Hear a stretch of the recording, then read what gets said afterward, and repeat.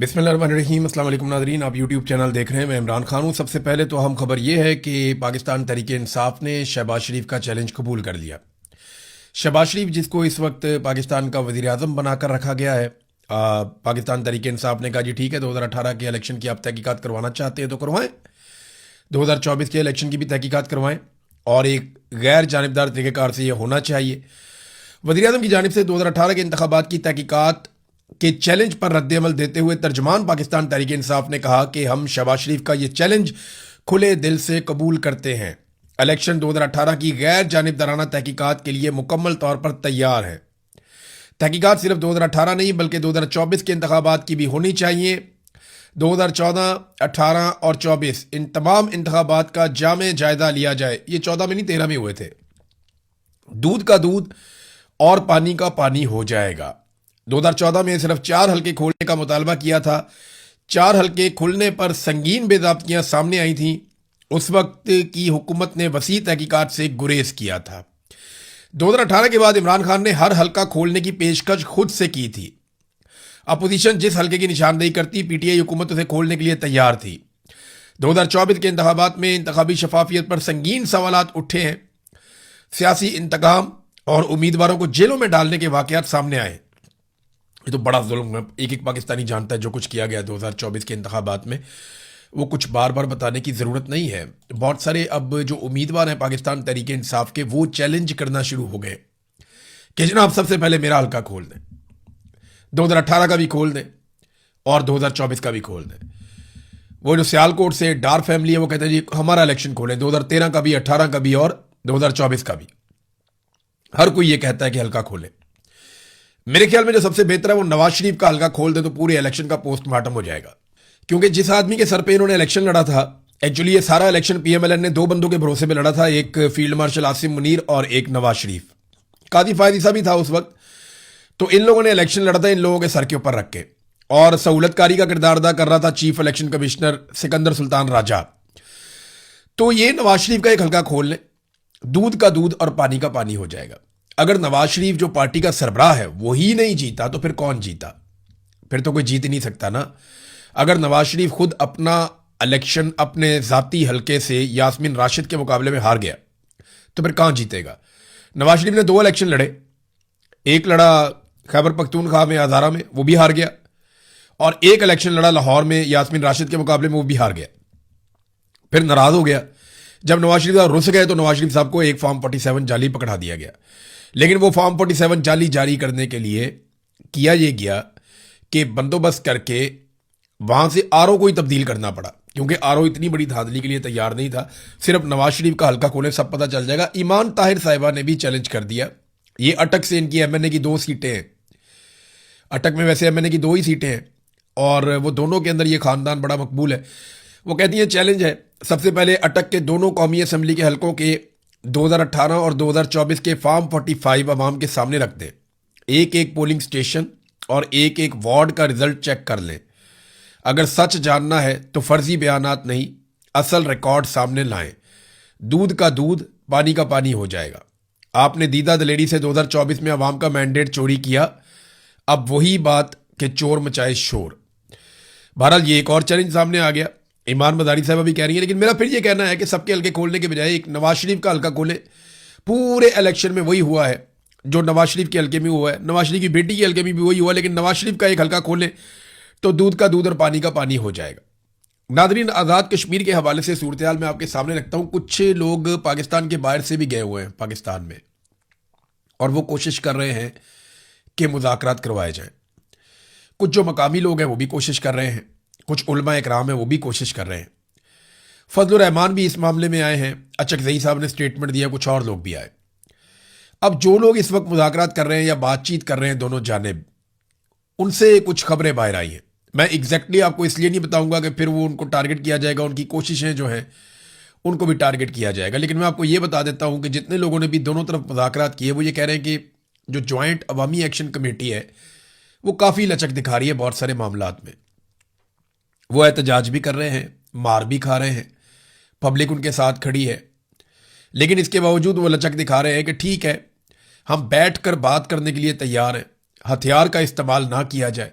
हमें गद्दार ना कहा जाए, जुल्म और ज्यादती बंद की जाए और बैठकर आप हमारे मुतालबात को सुने तो सही संजीदगी के साथ, और जो हमसे वादे किए हैं वो पूरे किए जाएं। अब ज्वाइंट अवामी एक्शन कमेटी जो है वो काफ़ी लचक दिखाती है, बातचीत करने में संजीदगी दिखाती है, लेकिन दूसरी तरफ जब एस्टेब्लिशमेंट के साथ जाके वो बात करते हैं तो वो बिल्कुल लचक नहीं दिखाते। मिलिट्री एस्टेब्लिशमेंट ने इसको एक मौके के तौर पे लिया हुआ है। उन्हें ये लगता है कि आज़ाद कश्मीर में जो रजीम के ऊपर उनका हमेशा से कंट्रोल रहता है वो कंट्रोल उनका चला जाएगा अगर ये लोग सस्टेन कर गए तो। उन्हें यह लगता है कि ये जो आवाज़ें उठ गई हैं आज़ाद कश्मीर से और नौजवान इनके पीछे चल पड़े हैं, ख़वातीन इनके साथ चल पड़ी हैं, बहुत बड़ी तादाद में अवाम की ताकत, आज़ाद कश्मीर के अवाम, उनकी हमायत, उनकी ताकत जॉइंट अवामी एक्शन कमेटी के साथ मिल गई है।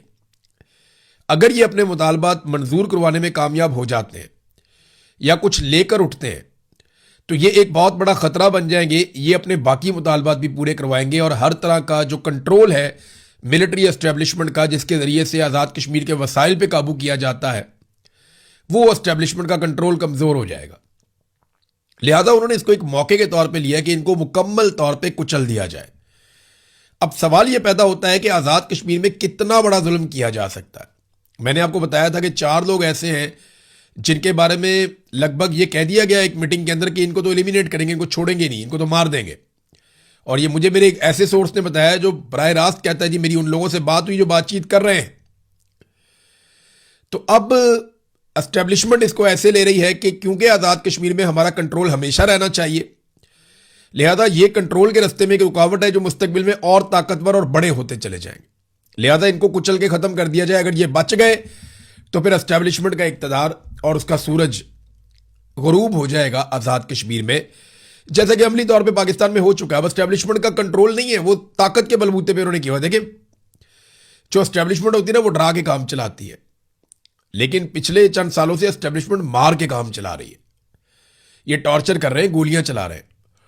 इस लेवल तक एस्टेब्लिशमेंट नहीं आती होती और ये आखिरी हरबा होता है, आखिरी हल होता है। तो इसका मतलब यह है कि अब उनके पास ऑप्शंस बहुत कम है, वो गोली चलाने वाला ऑप्शन ही इस्तेमाल कर रहे हैं जो आखिरी ऑप्शन होता है। लिहाजा आज़ाद कश्मीर के लोगों को डटे रहना चाहिए मेरे ख्याल में अपने हकूक के लिए, और जो लोग मुज़ाकरात करवा रहे हैं उनको एस्टेब्लिशमेंट पे दबाव डालना चाहिए कि अब बातचीत करें। देखिए अगर बातचीत के जरिए से आज अगर ये लोग 4 कदम पीछे भी चले जाते हैं ना आज़ाद कश्मीर के लोग, तो याद रखिएगा ये जो थोड़ा बहुत हासिल करेंगे ना यहीं से इन्हें ताकत मिलेगी और फिर ये लोग और ज़्यादा ताकतवर होकर वापस आएंगे। लेकिन एक चीज़ ऐसी हो रही है नादरीन जो इंतहाई अफसोसनाक है, बहुत तकलीफ देती है। देखें आज़ाद कश्मीर से पानी आता है, बहुत सारी चीज़ें वहाँ से आती हैं, इसी तरह नीचे से गंदम जाती है।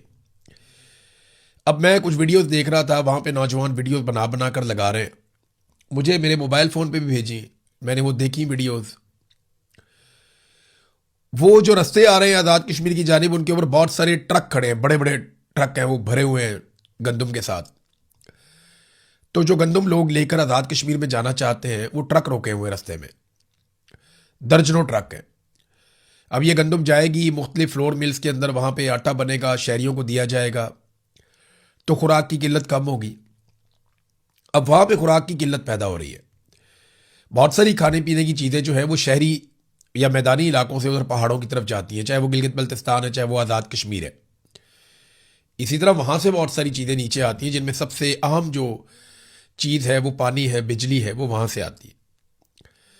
अब ये इंतहाई बदकिस्मती है पाकिस्तान की कि जो पहाड़ों पे बैठे हुए लोग हैं जब वो अपने मुतालबे के लिए निकले हैं, देखिए जो लोग सड़कों पे हैं वो अब 5% होंगे,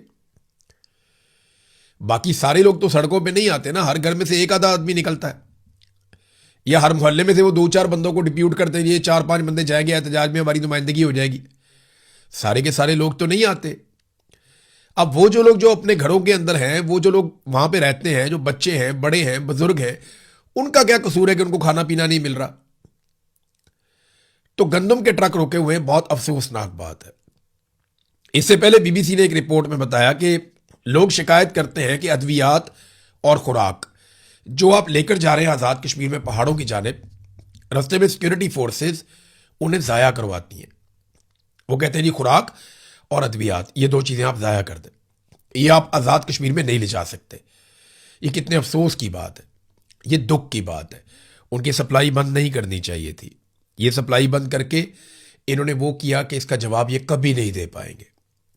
कल को ये कहे कि हमने तो नहीं बंद की थी, वो तो लोगों ने बंद कर दी थी, वो तो सिक्योरिटी का रीजन था, ट्रक लूटे जा सकते, ये बहुत 100 कहानियां सुनाएंगे, लेकिन वहां पे इस तरह कुछ भी नहीं है। हमने नहीं देखा। वो पुरअमन लोग हैं, पुरअमन तरीके से अपना एहतजाज का हक इस्तेमाल कर रहे हैं। एक पेशन गोई की नाजरीन सुहेल अफरीदी ने, बड़ी अजीब पेशन गोई की है। अब कुछ कहा नहीं जा सकता, लेकिन वो ये कहते हैं कि मैं पेशन गोई करता हूं कि अगला बजट शहबाज हुकूमत पेश नहीं करेगी। यानी उन्हें लगता है कि शहबाज शरीफ की हुकूमत अगले साल नहीं होगी, वो हुकूमत खत्म हो जाएगी। अब पता नहीं सुहेल अफरीदी की हुकूमत अगले साल होगी या नहीं होगी। बहुत बड़ी बड़ी बातें जो हैं वो अली अमीन गंडापुर भी करते थे, लेकिन गंडापुर को जब भी मौका मिला उन्होंने मौका ज़ाया कर दिया। उन्होंने अपना एक इमेज बनाया हुआ था, एक बहुत ताकतवर और बहादुर आदमी वाला, लेकिन जब कभी गोली खाने का मौका आया या सामना करने का मौका आया तो अली अमीन गंडापुर साहब ने अनफॉर्चुनेटली जो अपने मुंह से कहा कि पहली गोली मैं खाऊंगा, वो वहां से चले गए लोगों को छोड़ के, और लोगों ने गोलियां खाई। अब सुहेल अफरीदी साहब ये पेशगोई तो कर रहे हैं, लेकिन क्या पता सुहेल अफरीदी साहब की अपनी हुकूमत तब तक मौजूद हो या ना हो, क्योंकि शहबाज शरीफ जो है ना, ये फील्ड मार्शल आसिम मुनीर की इंश्योरेंस पॉलिसी है। फील्ड मार्शल को इतना वफादार वजीर आजम नहीं मिलेगा, इतना अच्छा अर्दली उसे कभी नहीं मिलेगा फील्ड मार्शल को। और जो फील्ड मार्शल है वो शहबाज शरीफ की और इस पूरे सिस्टम की एक इंश्योरेंस पॉलिसी है कि इन्हें भी ऐसा आदमी नहीं मिलेगा कि जो एक सबसे मकबूल पॉलिटिकल लीडर को जेल के अंदर रख के पूरी पार्टी को मारता चला जाए, मारता चला जाए, मारता चला जाए। तो ये एक दूसरे की इंश्योरेंस पॉलिसी है। अगर तो सुहेल अफरीदी के पास ऐसा कोई आइडिया है कि ये आपस में लड़ने वाले हैं, या ऐसा कुछ है कि इनका खात्मा होने वाला है, तो फिर तो वो पेशगोई कर सकते हैं, वरना मुझे नहीं लगता। या हो सकता है सुहेल अफरीदी के पास कोई ऐसा आइडिया हो कि बहुत बड़ी एहतजाजी तहरीक वो खड़ी करने जा रहे हो, मुमकिन है, लेकिन अभी कुछ कह नहीं सकते। नाज़रीन, पाकिस्तान तहरीक इंसाफ ने एक अच्छा काम तो किया बलूचिस्तान में। बारंग बलोच साहिबा की मर्जी के खिलाफ जो वकील उनके वकील के तौर पे सामने आया था, जिसे सरकार और एस्टेब्लिशमेंट लेकर आई थी, उसका नाम है इकबाल शाह एडवोकेट। ये पाकिस्तान तहरीक इंसाफ का लॉयर्स विंग का सदर था बलूचिस्तान का पहले। तो तहरीक इंसाफ ने इसे डिसोन कर दिया है, बाकायदा इस पर स्टेटमेंट जारी किया। इलेक्ट्रॉनिक और प्रिंट और सोशल मीडिया एक्टिविस्ट को इतला दी जाती है कि इकबाल शाह एडवोकेट को पीटीआई से फारिग कर दिया गया है, लिहाजा इसके नाम के साथ पीटीआई का नाम ना लिखा जाए। पीटीआई के ओहदेदारान, मेंबरान, कारकुनान और सोशल मीडिया ग्रुप्स के एडमिन इकबाल शाह एडवोकेट को तमाम ग्रुप से फौरी तौर पे रिमूव करें। यानी जिस जिस जगह पे ये मौजूद है, किसी व्हाट्सएप ग्रुप में, किसी और जगह पे, जहां जहां ये शामिल होता है पाकिस्तान तहरीक इंसाफ के फैसलों में और दीगर चीज़ों में, इस आदमी को फौरन निकाला जाए। क्योंकि इमरान खान साहब ने मारंग बलोच और बलूचिस्तान के अवाम के हकूक़ के साथ खड़े होने का कहा था, और जब उन पर मुश्किल वक्त आया तो किसी और वकील ने अपने आप को पेश नहीं किया, ये इस वकील ने अपने आप को पेश किया। लिहाजा पाकिस्तान तहरीक इंसाफ ने इसे डिसोन कर दिया, इसको बाहर निकाल दिया। नाजरीन, आलमी मंडी में तेल जो है वो अब टके टोकरी हो गया है, लगातार उसकी कीमतें नीचे आ रही हैं, लेकिन अवाम को उसका बेनिफिट नहीं मिल रहा। नाजरीन, इस वक्त जो तेल की कीमतें हैं वो जंग शुरू होने से पहले जो तेल की कीमतें थी उससे भी नीचे आ गई। यानी आप यहां से अंदाजा करें कि कितना बड़ा एक डेंट पड़ा है तेल की कीमतों को। यानी जब जंग शुरू हुई थी उस वक्त जो तेल की कीमतें थी उससे भी नीचे आ गई। लेकिन पूरी दुनिया में तेल की कीमतें ऐसे नहीं बढ़ाई गई जैसे पाकिस्तान में बढ़ाई गई। ना अमेरिका में, ना ईरान में, ना गल्फ में, ना हमारे हमसाये ममालिक में, ना इंडिया ने, ना बांग्लादेश ने, ना श्रीलंका ने, किसी ने ऐसा नहीं किया जो पाकिस्तानी अवाम के साथ शहबाज शरीफ ने और आसिम मुनीर साहब ने किया तेल की कीमतों में। अब जब पूरी दुनिया में तेल की कीमतें कम हो रही हैं तो ये पाकिस्तान में तेल की कीमतें कम करने की बजाय बहुत थोड़ा सा जो है वो इन्होंने चेंज किया है। यानी जितने बड़े पैमाने पे इन्होंने तेल की कीमतें बढ़ा दी थी, इमरान खान के दौर में 150 रुपए लीटर था, आलमी मंडी में उस वक्त $100 से भी ऊपर प्राइस थी, तो आज ये $73 के करीब पहुंच गई है। यानी इतनी कम कीमत हो गई है आलमी मंडी में, तो ये इमरान खान के दौर को टच नहीं कर पा रहे, बल्कि अभी भी उससे दुगने पे खड़े हैं। ये आलमी जरीदे ब्लूमबर्ग की रिपोर्ट के मुताबिक तेल की कीमत लगातार गिरती चली जा रही है, और जितनी भी आपको रिपोर्ट्स आ रही हैं हर जगह पे तेल की कीमत नीचे जा रही है। तमाम ममालिक रिलीफ दे रहे हैं, लेकिन पाकिस्तान के अंदर किसी किस्म का कोई रिलीफ नहीं है, क्योंकि पाकिस्तान के हुक्मरान जो हैं, फील्ड मार्शल आसिम मुनीर या शहबाज शरीफ, वो ये समझते हैं कि लोगों की जेबों से पैसा निकलवाने का ये एक बेहतरीन जरिया है कि आप तेल के ऊपर लेवी लगाएं, आप इजाफी टैक्सेस लगाएं, आप आईपीपीज की जो कैपेसिटी पेमेंट्स हैं उनकी मद के अंदर बहुत ज़्यादा पैसा कौम से वसूल करें, बिजली का यूनिट 4 गुना महंगा कर दें, गैस का यूनिट 10 गुना महंगा कर दें। ये इन्होंने पाकिस्तानियों के साथ एग्जैक्टली किया है। इसीलिए तो सारी गैर मुल्की कंपनियां पाकिस्तान छोड़ छोड़ कर जा रही हैं। लोग अपना सरमाया पाकिस्तान से निकाल कर भाग रहे हैं और कोई और सरमाया लाने के लिए तैयार नहीं है, क्योंकि पाकिस्तान में इंसाफ ही नहीं है, निज़ाम कानून है ही नहीं, अदलिया आपको इंसाफ देती ही नहीं है। नाजरीन, अब आखिर में एक खबर आई है अमेरिका से। अमरीकी सेनेट ने डोनाल्ड ट्रंप के हाथ बांध दिए। अमरीकी सेनेट ने एक बिल पास किया है जिसके तहत सदर ट्रंप कांग्रेस की इजाजत के बगैर ईरान के खिलाफ जंग शुरू अब नहीं कर सकते, और सेनेट ने ऐसी किसी भी जंगी कार्रवाई को रोकने के हक में फैसला भी दे दिया। तो डोनाल्ड ट्रंप ने उस पर रद्दमल भी दिया। ट्रंप ने कहा कि उन्होंने ईरान को इस हद तक दबाव में ले लिया था कि वो घुटने टेक दे और किसी भी शर्त पर राजी होने के लिए तैयार हो चुका था वो, और बरसों बाद ईरान अमरीकी सदर का रोब मान रहा था, लेकिन सेनेट ने गलत वक्त पर जंगी इख्तियारात को महदूद करने की वोटिंग करा के दुश्मन को यह तासुर दिया कि अमरीकी हुकूमत सदर के फैसलों के साथ नहीं है। ट्रंप ने अपनी पार्टी के 4 सेनेटर्स को तनकीद का निशाना बनाते हुए कहा कि उन्होंने डेमोक्रेट्स का साथ देकर ईरान का हौसला बढ़ाया, जिससे इनका काम मुश्किल हुआ है, लेकिन वो इसे हर हाल में अंजाम तक पहुंचाया गया। मामला यह है कि ट्रंप को अप्रूवल लेनी पड़ेगी हर हमले के आगाज में, और वो अप्रूवल उसे मिलेगी या नहीं मिलेगी फिर वो हमला कर पाएगा। तो ट्रंप के हाथ कुछ हद तक बांध दिए हैं अमरीकी सेनेट ने। देखें वहां पे कैसा है कानून, रूल ऑफ लॉ कैसा है कि वहां पार्लियामेंट की बात सुनी जाती है, अवामी मुंतखब नुमाइंदे जो है वो फैसले करते हैं।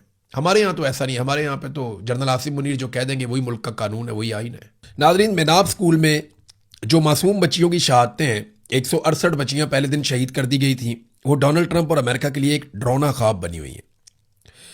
और ट्रंप से जब सवाल किया गया इसके बारे में कि क्या आपने ये रिपोर्ट देखी है इस मिनाब स्कूल के इंसिडेंट के बारे में, तो उसने कहा जी कि मुझे इसके मुकम्मल होने का इंतज़ार करना होगा, मैं नहीं जानता कि वो कभी इस मसले को हल कर पाएंगे या नहीं कर पाएंगे। तो डोनाल्ड ट्रंप जो है ना वो इससे भागता रहा, उससे सवालात किए गए लेकिन वो इससे भागता रहा, और डोनाल्ड ट्रंप ये कहना चाहता है कि वो मिसाइल हमारा नहीं था जो जाकर मिनाब स्कूल के अंदर गिरा। उसने कहा जी हवा में बहुत सारे मिसाइल थे, ये था वो था, लेकिन ईरान ने यह साबित किया था कि ये जो मिसाइल है ये अमेरिकन मिसाइल हैं, और शुरू में अमेरिका की जानिब से इसका बाकायदा एतराफ़ किया गया था कि मिसाइल अमेरिका की जानिब से चला था जो आकर मिनाब स्कूल पे गिरा। अब ये एक बहुत बड़ा जंगी जुर्म है, यहां पे डोनाल्ड ट्रंप को जो है वो जवाब आज नहीं तो कल देना तो पड़ेगा। अब तक के लिए इतने, अपना ख्याल रखिएगा, अपने इस चैनल का भी। अल्लाह हाफ़िज़।